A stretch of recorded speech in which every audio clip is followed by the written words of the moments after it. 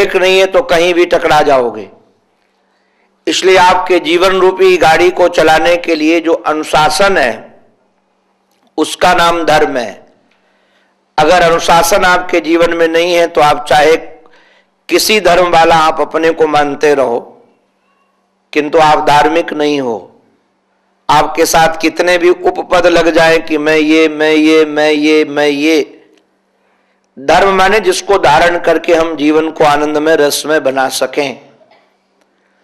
तो मैं निवेदन कर रहा था आप सबसे, उस धर्म को जानने के लिए, उस धर्म को पहचानने के लिए भगवान इनको ले गए कुरुक्षेत्र के रणांगन में। और गीता का भी प्रादुर्भाव, गीता भी जब हम लोग सुनते हैं तो वो भी कुरुक्षेत्र के ही रणांगन में हुई। इस स्थान को भगवान ने युद्ध के लिए इसलिए चयन किया था, कारण क्या है कि भगवान एक बार यहां से इंद्रप्रस्थ से द्वारिका जा रहे थे, तो जहां ये रण हुआ, युद्ध हुआ, वहां एक किसान खेती कर रहा था, खेत जोत रहा था, और भगवान वहां से पास से निकल रहे थे। इतने में उसका नवयुवक पुत्र, बड़ा सुंदर था, हृष्ट पुष्ट था, उसके प्राण निकल गए, मर गया। उस किसान ने हल जोतना बंद नहीं किया, अपने बच्चे को उठा करके खेत की जो मेड़ होती है, किनारा होता है, उसमें रख दिया और हल जोतता रहा। बाद में वही ठाकुर जी ने अर्जुन को कहा, देखो क्या कर रहा है ये। बाद में अब वो ये व्यक्ति हृष्टपुष्ट नहीं था, उतना बालक तरुण था, यौवन संपन्न था, तो बालक की लाश उठा ले जाने में भी सामर्थ्य नहीं था उसका। तो किसी को बुलाया नहीं उसने क्या किया कि जहां हल डालते हैं बैलों के बीच में, हल के साथ एक रस्सी से अपने बालक की लाश को बांध दिया और घसीटता हुआ लेकर के चला।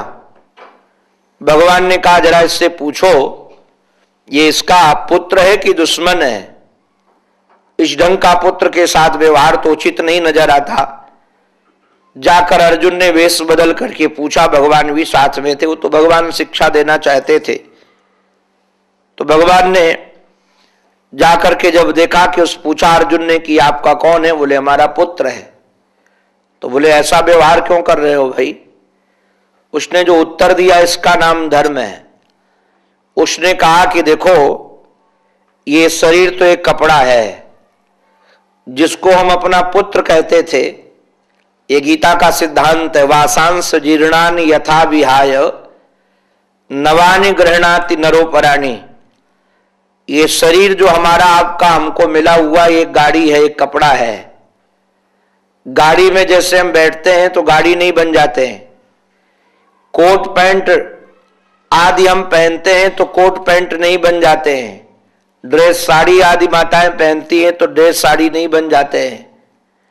ये शरीर तो केवल कपड़ा है एक, और जैसे पुराना कपड़ा हो जाने के बाद उसको परित्याग करके नया कपड़ा पहन लिया जाता है, ऐसे ये जीव जब पुराना ये शरीर हो जाता है या किसी कारण से नया कपड़ा भी कई बार छूट जाता है, छोड़ करके दूसरा पहन लेता है, तो जो जीव नाम का इसके अंदर प्राणी था, जिसको मैं पुत्र पत्र करके पुकारता था, वो तो चला गया। अब केवल उसका ये कपड़ा है, उसको हम रोने लगे, बिलखने लगे तो हमारा कर्तव्य छूट जाएगा। इस समय मैं किसी का सेवक हूं और सेवक का कर्तव्य अपने टाइम पर काम करना। मैं तो कई बार लोगों को कहता हूं कि अगर ये निष्ठा आ जाए, हमको जहां जो सेवा मिली है, अगर उस सेवा को हम इस ढंग से काम करें कि हमको पूरी निष्ठा के साथ काम करना है, किंतु कई बार हम लोग विचार कर लेते हैं कि अब हमको तो 10,000 मिलेगा या 20,000 मिलेगा, चाहे इधर करें चाहे उधर करें, टाइम पूरा करना है हमको। टाइम पूरा करना नहीं, हमको पूरा मेहनत के साथ काम करना है। और जब मेहनत के साथ काम करेंगे तो अपने आप आपकी उन्नति निश्चित है। और दूसरी बात, आपकी भौतिक जगत की उन्नति भले नजर ना आए, किंतु आध्यात्मिक जगत की जो उन्नति आपकी होगी ईमानदारी के कारण, उससे जो आपको सुख मिलेगा वो आप पैसे से नहीं, वस्तु से नहीं, स्थान से नहीं खरीद सकते हो। ये सुख का संबंध पैसा, स्थान, वस्तु के आश्रित नहीं है बिल्कुल। भले हम लोग इसके माध्यम से तलाश करते हैं, एक प्रसन्नता, एक आनंद जो धर्म की निष्ठा से होता है वो एक अलग चीज है। उन्होंने कहा कि इसलिए मेरा इसके साथ अब राग नहीं है। भगवान ने विचार कर लिया, ये नहीं, ये भूमि बोल रही है, इस भूमि का ही फल है। इसलिए श्याम सुंदर ने महाभारत युद्ध का जो स्थान चयन किया वह धर्म क्षेत्र कुरुक्षेत्र निश्चित किया। तो अब इन्होंने विचार किया कि ये भी मोहग्रस्त हो गए हैं, अर्जुन भी मोहग्रस्त हुआ था और ये भी मोहग्रस्त हो गए हैं, तो अर्जुन के मोह का निराकरण मैंने किया था, अब इनके मोह का निराकरण भीष्म पितामह करेंगे। इसलिए कहा कि हम सब लोग रणांगन में चलते हैं, वहां भीष्म पितामह हमारे लिए रो रहे हैं। किंतु ये देखिए, धर्मो रक्षति रक्षतः, जो जीवन भर धर्म के आधार पर जिसने अपना जीवन चलाया, निष्ठा के आधार पर चलाया, उसके साथ घर वाले बिल्कुल नहीं थे। किंतु जब भगवान रणांगन में पहुंचे तो व्यास, पराशर, पुंडरीक, च्यवन, परशुराम, गालो, भृगु, मार्कंडे, उस समय दुनिया के जितने वैज्ञानिक थे, जितने रिसर्च करने वाले ऋषि थे, जितने निष्ठावान महात्मा थे, सब रणांगन में थे। और मुझे तो कई बार लगता है ये ऋषि शायद रिसर्च करने गए होंगे कि जिसने पूरे धर्म पर जीवन व्यतीत किया है, आज उसके रग रग में बाण लगे हैं तो जरूर कराह रहा होगा, और वो कैसे जीवन व्यतीत कर रहा होगा इसके निरीक्षण किया जाए। हमारी भी चित्तवृत्ति इस ढंग की है, मैं व्यक्ति की निष्ठा को उसके विपत्ति काल में परीक्षण करने का विचार करता हूं। कई महात्माओं से मैं तो मिलने भारत में इसलिए जाता हूं, बीमार होते हैं वो, अस्वस्थ होते हैं, तो मुझे लगता है कि इनसे मिल करके आए, देखें इनकी स्थिति अब कैसी है। केवल मंच पर ही प्रवचन देते थे कि यहां पर भी ये निष्ठा से जी रहे हैं। देखिए, मंच पर प्रवचन करना बहुत सरल है, आप भी याद कर सकते हैं और बोल सकते हैं, किंतु इन चीजों को अपने जीवन में उतारना बड़ा कठिन है। तो विपत्ति काल में यदि हमारी मति सुव्यवस्थित बनी रहे, अपमान उपेक्षा में भी हमारे अधरों पर मुस्कान बनी रहे, सम्मान मिलने वालों को तो हाय बाय हम करते ही रहते हैं, अपमान करने वाले, उपेक्षा करने वाले लोगों के प्रति भी हमारा चित्त सौहार्द से भरा रहे, तो हम समझते हैं धर्म है। धर्म किसी वेश में आधारित नहीं है, धर्म किसी देश पर आधारित नहीं है, धर्म हमारे व्यवहार पर आधारित है। तो जब वहां गए तो बड़े बड़े महात्मा सब रिसर्च करने बैठे थे कि देखें क्या होगा, कैसा जीवन, जिसने अपना जीवन पूरा धर्म में व्यतीत किया। और जानकर आपको अचंभव लगेगा कि वहां मातम नहीं मनाया जा रहा था, वहां महोत्सव मनाया जा रहा था। जहां रणांगन चारों तरफ ऐसा भयंकर वातावरण, उस वातावरण में संत बैठकर सत्संग कर रहे थे और प्रश्नोत्तर चल रहे थे। भीष्म पितामह भी प्रश्न करते थे और महात्मा लोग उपदेश देते थे। महाराज उनका एक एक वाक्य महाभारत पढ़िएगा तो पता चलेगा। और जो भीष्म पितामह ने देखा कि ठाकुर जी आ गए, आप लोगों से एक निवेदन है, इस विचार कभी कीजिएगा, हमारे आपके पैर में कांटा भी लग जाता है तो कितनी पीड़ा होती है। और ये कोई ऐसे शरीर में नहीं लेटे थे कि बाण की सैया बिछा दी गई उसके बाद लिटा दिया गया हो। सामने से बाण लगे थे, सन्मुख से बाण, और आर पार हो गए थे बाण, और उस बाणों पर ये शरीर था। ऐसा कोई अंग नहीं था जिसमें बाण न लगे हों। पैर में गर्दन लटक रही थी, महाभारत में वर्णन है। तो कहा हमको तकिया चाहिए, क्यों गर्दन बहुत नीचे लटक रही है। तो दुर्योधन कोमल तकिया लेकर दौड़ा, बोले तकिया ये हमको नहीं चाहिए, हमको तकिया देगा तो अर्जुन देगा। और जो कहा अर्जुन देगा, तो अर्जुन ने धनुष बाण लिया और धनुष बाण मारकर एक इधर से मारा और एक इधर से मारा, दोनों जाकर ऐसे उसमें गर्दन उनकी रुक गई। सर को छोड़ करके लगभग सब जगह बाण लगे हुए थे और उन बाण की सैया में लेटे हुए महापुरुष प्रवचन कर रहे थे। उस प्रवचन को आप कभी पढ़िएगा भीष्म पितामह का तो आप दंग रह जाएंगे। किंतु जो उन्होंने ठाकुर जी को आता हुआ देखा तो महाराज देश काल विभागवित, वो देश और काल के विभाग को जानते थे। एक बात आप सबसे कह दे, पूजा की कोई एक पद्धति नहीं है। जो हम लोग सबको एक पद्धति में पूजा में ढाल देना चाहते हैं कि जैसे घंटी हम हिलाते हैं वैसे घंटी सब हिलाएं, जैसे हम आराधन करते हैं वैसे सब आराधन करें। आराधन की पद्धति आराधकों के आधार पर सबकी अलग अलग है। और जो ये चाहते हैं कि जैसे हम सतोगुणी आहार करते हैं दुनिया वैसे करने लगे, वो कभी होने वाला नहीं है, ना आज तक कभी हुआ है ना होगा। आहार भी देश के आधार पर, स्थानों के आधार पर अलग अलग रहेंगे। आज तक आप इतिहास उठाकर देखें, आहार भी सबका एक जैसा नहीं होगा, व्यवहार भी सबका एक जैसा नहीं होगा।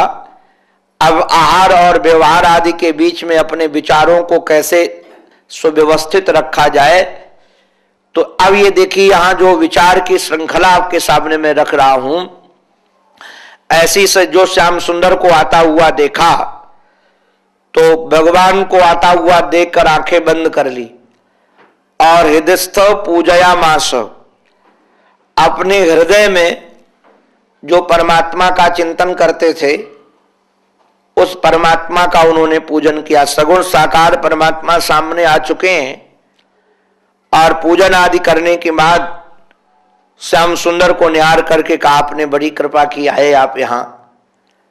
और पांडवों की ओर देख करके कहा कि देखो सही, आप लोगों के साथ बड़ी कठिन कठिन समस्याएं आई, आपके साथ ऐसे ऐसे पुरुषार्थी लोग होने के बाद भी आपके जीवन की विपत्तियां कम नहीं हुई। बचपन से आप लोग विपत्ति में ही जीवन व्यतीत किए, किंतु एक निवेदन करूं आप सबको, आप पहचान नहीं पाए। अगर आप पहचान जाते, कहा कि जो सामने तुम्हारे खड़े हुए हैं ये जानते हो कौन है? सब लोग मुस्कुरा करके मानो उनकी तौर कन्हैया के, किनको नहीं जानता हूं तो किसको जानूंगा। अर्जुन ने अपने मन में सोचा होगा ये हमारा यार है, साला है हमारा। और धर्मराज युधिष्ठिर को लगा कि हमारे मामा का बेटा है। सब लोग संबंधों से जुड़े हुए थे, किंतु परमात्मा को परमात्मा के रूप में जानने वाले बहुत कम लोग थे। उन्होंने कहा, देखो आप लोगों ने क्या नहीं किया, इनको सारथी बनाया, सारथी बन गए, और अकरो सचिव दूत, इनको अपना सचिव बनाया, सचिव बन गए। ये जो जो आप बनाते रहे सब ये बनते चले गए। बाद में भीष्म पितामह ने मुस्कुरा करके कहा, ठाकुर एक निवेदन करूं, अभी तक मैं आपकी प्रतीक्षा कर रहा था। सदैव देवो भगवान प्रतीक्षताम, जीवन भर मैंने आपकी प्रतीक्षा की, अब आप हमारी प्रतीक्षा करो। भाई तभी तो काम बराबर का होगा। जीवन भर मैं आपकी प्रतीक्षा में लगा रहा तो ठाकुर जी बोले, हम आपकी प्रतीक्षा कह रहे कि सामने आप लेटे हुए हो। बोले, जब तक मैं कलेवर न छोड़ दूं, कलीवरम हिनोम में हम, जब तक मैं अपने शरीर को छोड़ न दूं तब तक आप यहीं खड़े रहें, अब जाइएगा नहीं। भगवान मुस्कुरा करके बोले कि अब मैं आ गया हूं तो जाऊंगा तो नहीं। किंतु लगा कि भीष्म पितामह जैसे चले जाएंगे, थोड़ा गंभीर हो गए। भीष्म पितामह ने कहा, गंभीर होने की जरूरत नहीं है, ये मातम नहीं महोत्सव है, आपको तो मुस्कुराना चाहिए। सदैव देवो भगवान प्रतीक्षताम कलेवरम यावदिदम हिनोम में हम। भगवान गंभीर होकर खड़े थे, बोले ऐसे नहीं, प्रसन्न हासा, मंद मंद मुस्कुराओ। और सच में फर्क इतना देखो विचारों का। अधिकतर हम लोग विचार ये करते हैं कि मौत एक मातम का क्षण है, सबसे दुखद जीवन की घटना का नाम मौत है। किंतु जिन्होंने आशा का परित्याग करके अपने अंतःकरण को पवित्र बना के रखा है, उनकी मौत मातम नहीं होता, महोत्सव होता है। हमारे एक ऋषिकेश में महात्मा थे, उनके मैंने दर्शन भी किए, सेवा भी किया।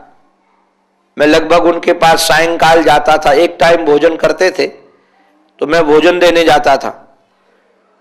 तो जब उनके पास भोजन देने के लिए जाएं तो ये माघ मास की जो एकादशी आती है, 10वीं से उन्होंने कहना प्रारंभ किया, बोले एकादशी के दिन हमारा विवाह है। अब थे 85 साल के लगभग, तो मुझे सोचता था क्या विवाह बोल रहे हैं, विवाह है विवाह है। और बोले कि केवल 10वीं तक, वो भी 10वीं को शाम को भोजन नहीं लाना, एकादशी को मेरा विवाह होगा और मैं अपने पिया के देश चला जाऊंगा। एकादशी को मेरा विवाह होगा और पिया के देश चला जाऊंगा। मैं तो अचंभव मानता था कि हो क्या गया है महाराज जी को, ऐसा रोज रोज क्यों बोलते। 4 दिन तक ऐसे ही बोलते रहे और कोई बात नहीं करते थे। इतने खुश होते थे कि महाराज मस्ती से नाचने लगते थे। जब एकादशी के दिन, 10वीं के दिन शाम को गया नहीं, एकादशी के दिन दोपहर में गया मैं, तो दोपहर में गए तो वहां सब महात्मा खड़े हुए थे और कई लोगों के आंसू थे। हमने कहा क्या हुआ? बोले महाराज जी का शरीर पूरा हो गया। बताया कि सुबह गंगा स्नान किया उन्होंने और गंगा स्नान करके किसी अपने भगत को कहा था मेरे लिए नए नए कपड़े लाना, और नए कपड़े पहने और इत्र फुलेल भी लगाया और लगा करके तखत पर बैठे बैठे शरीर छोड़ दिया। तो हमको लगा कि कमाल है, ये जिसको कहते थे कि हमारा विवाह होगा हमारा विवाह होगा, ये मौत का ही विवाह था। तो ये महात्माओं का जीवन, ये देखिए विचार पवित्र होने के बाद कैसा जीवन। भगवान सामने खड़े और भीष्म पितामह कहते हैं कि प्रसन्न आशा आप मंद मंद मुस्कुराओ और मेरी ओर निहारो। भगवान निहारने लगे। इतने में भगवान ने युधिष्ठिर को संकेत किया कि तुम प्रश्न पूछो, तुम्हें शंकाएं हैं, मोह ग्रसित हो कि राजा का क्या कर्तव्य है। राज धर्मान, दान धर्मान, मोक्ष धर्मान, स्त्री धर्मान, समास व्यास योग्यता। सरसैया पर लेटे हुए भीष्म पितामह ने दिव्य प्रवचन किया और ऐसा प्रवचन है, आप लोगों को कभी मौका मिले तो इस प्रवचन महाभारत में पढ़िएगा। मैं तो कई बार, अभी किसी को समय मिले, यहाँ बुद्धिजीवी वर्ग हमारा भावेश बैठा है, मेरा तो मन है कि पूरे महाभारत को अनुवाद तो अंग्रेजी में भले न हो सके, कम से कम उसको स्कैन करके कंप्यूटर में डाल दिया जाए ऊपर, कि दुनिया के लोग महाभारत को पढ़ सकें। महाभारत एक इतना दिव्य ग्रंथ है, इतना दिव्य ग्रंथ है, मैं आपको क्या बताऊं, उसमें ऐसा कोई विज्ञान नहीं जो न हो। अभी जर्मन में उस पर रिसर्च चल रहा है। जर्मन में आपको जानकर अचंभव लगेगा, हमारे चारों वेद वहां हैं, हमारा मूल भागवत का ग्रंथ वहां है। भागवत का जो ग्रंथ आदि उपलब्ध है भारत में, वो पूर्णांश नहीं है, पूरे ग्रंथ वहां है, वेद वहां है। उन लोगों ने महाराज इसके रहस्य को समझा है। दुनिया का ऐसा कोई विज्ञान नहीं है जो विज्ञान वेद में न हो और महाभारत में न हो। हम लोगों के यहां एक कहावत है, यदि हास तदन्यस्त, जो महाभारत में वही दुनिया में है और जो महाभारत में नहीं वो कहीं नहीं है।